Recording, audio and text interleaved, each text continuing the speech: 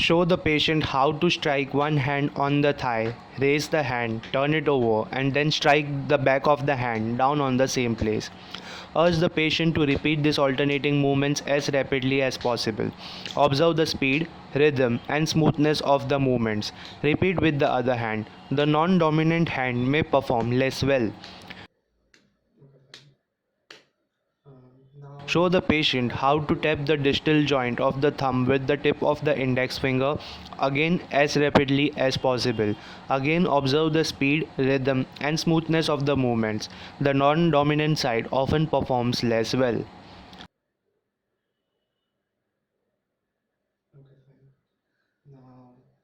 Legs. Ask the patient to tap the ball of each foot in turn as quickly as possible on your hand or the floor. Note any slowness or awkwardness. Normally, the feet do not perform as well as the hands.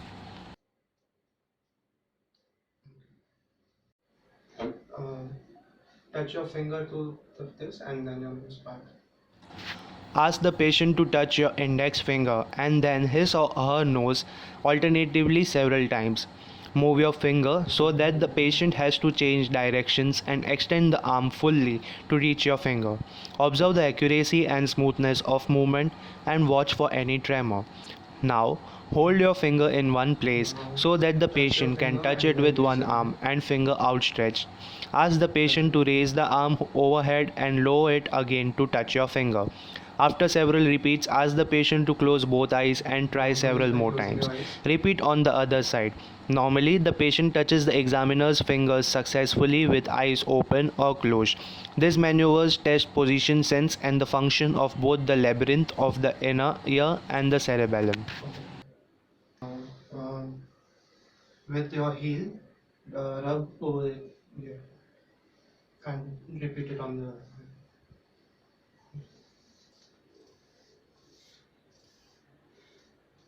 Okay, fine. This one.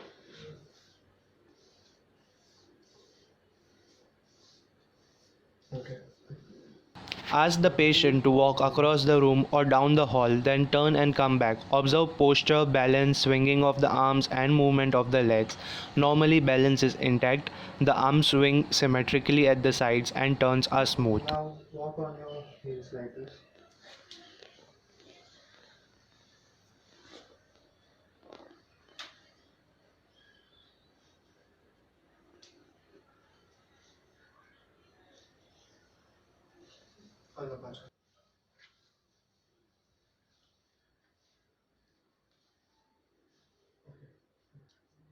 Now try walking on the. Walk on the toes, then on the heels. This tests plantar flexion and dorsiflexion of the ankle as well as balance.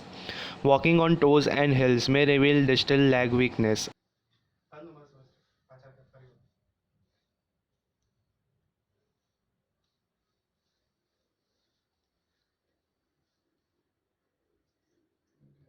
And now try walking on your heels like this.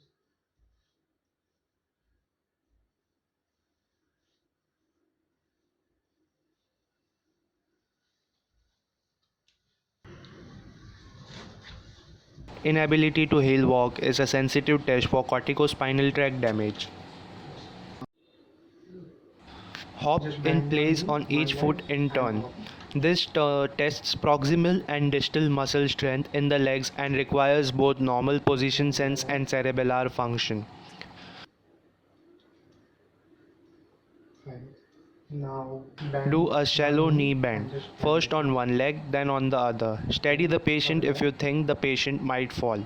Difficulty doing shallow knee bends suggests proximal weakness, extensors of the hips, weakness of the quadriceps, or both. Now close your feet like this, and close your eyes.